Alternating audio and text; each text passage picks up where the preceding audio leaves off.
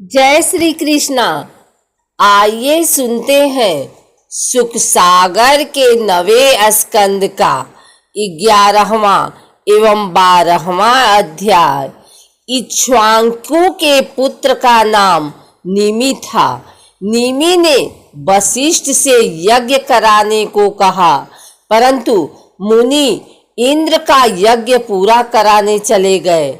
निमि ने उनकी प्रतीक्षा न करके यज्ञ पूरा करा लिया। वापिस आने पर वशिष्ठ जी ने निमि को श्राप दे दिया कि आपका शरीर समाप्त हो जाए। इस पर निमि ने अपना शरीर त्याग दिया। वशिष्ठ जी ने भी अपना शरीर त्याग कर मित्र वरुण के वीर्य से उर्वशी के गर्भ से पुनः शरीर प्राप्त किया। श्रेष्ठ मुनियों ने राजा निमि के मृत शरीर को सुगंधित वस्तुओं में रख दिया। देवताओं की इच्छा थी कि निमि के शरीर से फिर से प्राण आ जाएं, परंतु निमि ने कहा, मुझे शरीर का बंधन नहीं चाहिए। मैं वहां रहकर सूक्ष्म शरीर से भगवान का चिंतन करता रहूंगा। महर्षियों ने कहा, राजा के न रहने से राज्य में अशांति और अराजकता फैल जाएगी, इसलिए उन्हें उनके शरीर का मंथन किया, जिससे एक पुत्र हुआ जो जनक के नाम से प्रसिद्ध हुआ। मंथन से उत्पन्न होने के कारण बालक का नाम मिथिल रखा गया। उसने मिथिलापुरी बसाई। जनक का पुत्र उदावसु और उसका पुत्र नांदिनवर्धन हुआ। नांदिनवर्धन का पुत्र सुकेतु हुआ और उसका पुत्र देवराज हुआ। देवराज के पुत्र का नाम बृहद्रथ था और उसके महावीर्य पुत्र हुआ। महावीर्य के सुधृति पुत्र हुआ और उसके पुत्र का नाम धृष्टकेतु रखा गया। धृष्टकेतु का पुत्र हर्यश्व हुआ और उसके पुत्र का नाम मरु था। मरु के प्रतिपक के कृतिरथ, कृतिरथ के देवमीठ, देवमीठ के विश्रुत और विश्रुत के पुत्र का नाम महाधृति था। महाधृति के कृतिरात और कृतिरात के पुत्र का नाम महारोमा था। महारोमा का स्वर्णरोमा, स्वर्णरोमा के हमरोमा, हमरोमा के पुत्र महाराज सौरध्वज हुआ। यह जनक के नाम से प्रसिद्ध हुआ। वह यज्ञ के लिए जमीन को जोत रहे थे तो उनके हल के अग्रभाग फाल से सीता माता की उत्पत्ति हुई। सौरध्वज का कुशध्वज, कुशध्वज का धर्मध्वज और धर्मध्वज के दो पुत्र कृतध्वज और मित्रध्वज हुए। कृतध्वज के केशीध्वज और मित्रध्वज के खांडिक्य हुए। केशीध्वज का भानुमान, भानुमान का शतधूम्न, शतधूम्न का सूची, सूची का संद्वाज और संद्वाज का उधर्व केतु, उधर्व केतु का अज, अज का पुरुजीत, पुरुजीत का अरिष्टनेम, अरिष्टनेम का श्रतायु, श्रतायु का सुपाश्वर्क, सुपाश्वर्क का चित्ररथ, चित्ररथ का मिथिलापति। क्षेमदी का जन्म हुआ। क्षेमदी का समर्थ, समर्थ का सत्यरथ, सत्यरथ का उपगुरु और उपगुरु का उपगुप्त, उपगुप्त का वसवंतन, वसवंतन का युयुध, युध का सुभाषण, सुभाषण का श्रुत, श्रुत का जय, जय का विजय और विजय का ऋतु हुआ। ऋतु का शुनक, शुनक का वीतहव्य, इनका धृति, धृत का वहुलाश्व, वहुलाश्व का कृति, कृति का महावशी हुआ। मिथिल वंश के राजा मैथिल कहलाए। 12वां अध्याय प्रारंभ।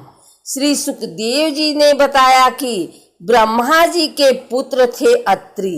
अत्रि ने नेत्रों से चंद्रमा का जन्म हुआ। चंद्रमा ने तीनों लोकों को विजय कर लिया और राजसूय यज्ञ किया। चंद्रमा ने बलपूर्वक बृहस्पति जी की पत्नी तारा का अपहरण कर लिया। देवगुरु बृहस्पति ने तारा को लौटाने के लिए बार बार प्रार्थना की, परंतु उन्होंने उसे नहीं लौटाया।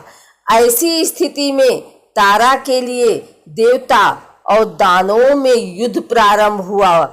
महादेव जी ने बृहस्पति का पक्ष लिया। ब्रह्मा जी के समझाने पर दैत्यों ने तारा को लौटा दिया। उस समय तारा गर्भवती थी। उसने सोने के समान चमकता हुआ एक बालक को जन्म दिया।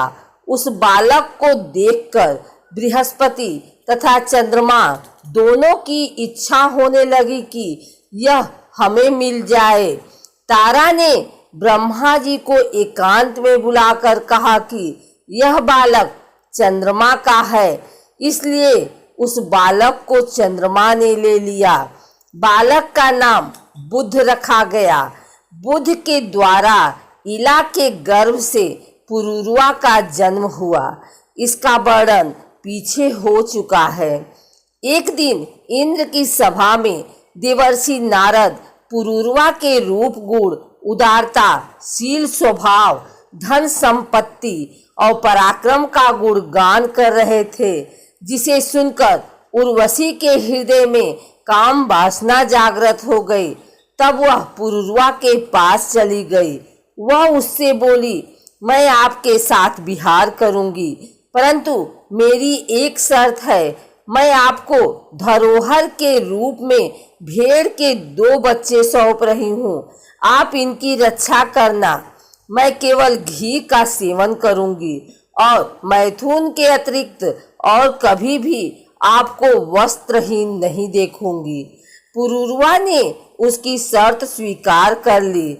जब इंद्र ने उर्वशी को नहीं देखा, तब उन्होंने गंधर्वों को उसे लाने के लिए भेजा। गंधर्व आधी रात के समय गए और भेड़ के 2 बच्चों को उठा लाए। उर्वशी ने जब गंधर्वों को भेड़ों के बच्चों को ले जाते हुए देखा तो वह बोली, इस कायर को अपना पति बनाकर मैं तो मारी गई। इस पर राजा पुरुरवा हाथ में तलवार लेकर वस्त्रहीन अवस्था में ही गंधर्वों के पीछे दौड़े। उर्वशी ने पुरुरवा को वस्त्रहीन अवस्था में देखा तो वह शर्त के अनुसार पुरुरवा को छोड़कर चली गई।